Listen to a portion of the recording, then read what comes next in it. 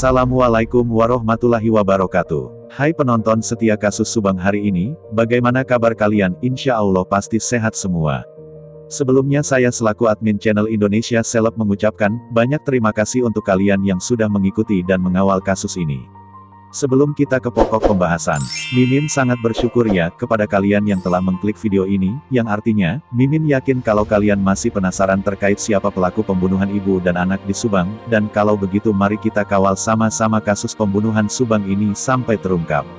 Dan yang terbaru kali ini di kasus Subang terungkap pihak kepolisian akhirnya sudah ada nama, pelaku pembunuhan Subang tidak bisa kabur keluar Jabar atau keluar Indonesia.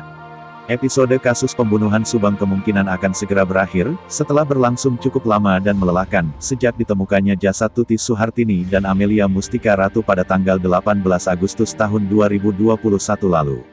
Para pelaku kini tidak bisa kemana-mana lagi, karena polisi sudah mengantongi nama pelaku pembunuhan Subang. Pergantian Kapolda Jabar dari Irjen Pol Ahmad Doviri diganti oleh Irjen Pol Suntana diharapkan bisa mengakhiri kasus yang menghebohkan ini. Menurut pakar hukum Musa Darwin Payne, adanya pergantian Kapolda Jabar tersebut sedikit banyak mempengaruhi terhadap pengumuman tersangka kasus pembunuh ibu dan anak di Subang. Bahkan tidak menutup kemungkinan pengumuman tersangka kasus pembunuhan Subang akan langsung diambil alih oleh Kapolda Jabar yang baru Irjen Pol Suntana. Maka dari itu pengumuman tersangka atas kasus pembunuh di Subang ini, belum juga dilakukan mengingat rentan waktu selama akhir Oktober hingga pertengahan November ini, institusi Polda Jabar sedang sibuk mengurus penggantian Kapolda baru. Bisa saja dalam waktu tidak lama lagi setelah Kapolda Jabar yang baru bekerja beberapa hari kemudian penetapan tersangka kasus pembunuh ibu dan anak di Subang akan diumumkan, ujar Musa Darwin Payne saat dihubungi Sabtu tanggal 13 November tahun 2021. Hal senada juga disampaikan oleh Denny Darko, yang melakukan penerawang melalui kartu tarot yang menyebutkan dalam waktu 1 minggu atau bahkan kurang dari 1 minggu, pelaku pembunuhan Subang akan segera ditangkap. Ingat tidak ada jalan keluar dari kondisi ini selain kalian segera menyerahkan diri kepada pihak kepolisian, kata Denny Darko dalam channel YouTube-nya yang dipublis pada tanggal 13 November tahun 2012. Jika dalam waktu tersisa ini kalian berpikir untuk lari dari kota Subang atau keluar Jawa Barat atau lari keluar Indonesia tidak akan bisa, percayalah sepertinya pihak kepolisian sudah mencekal nama kalian. Maka mengakulah, ucap Denny. Denny Darko menyebutkan dengan mengaku atas perbuatannya, dirinya melihat hukuman para pelaku ini akan diringankan, dan akan ada pendampingan hukum dan semuanya mungkin akan lebih baik. Saya yakin akan lebih baik mengaku daripada kalian didatangi dan digelandang ke pengadilan.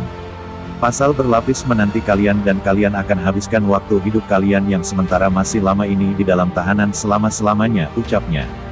Pengumuman tersangka kasus pembunuh ibu dan anak di Subang ini sudah ditunggu tidak hanya oleh keluarga korban tapi juga ditunggu banyak pihak.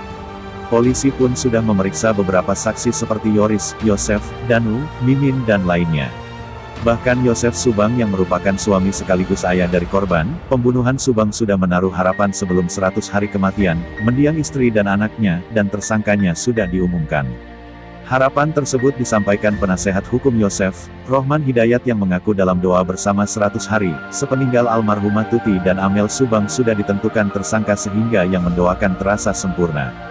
Begitu juga yang ditinggalkan saat ini, yang sudah merasa lelah karena seolah penantian yang tidak berujung, dan Yosef pun terus diperiksa berkali-kali, hidup terlunta-lunta, belum juga bisa melakukan aktivitas normal termasuk dalam mengurus yayasan yang didirikannya. Dan bagaimana menurut kalian? Silahkan tinggalkan komentar kalian semua dan tunggu video-video saya selanjutnya hanya di channel Indonesia Seleb.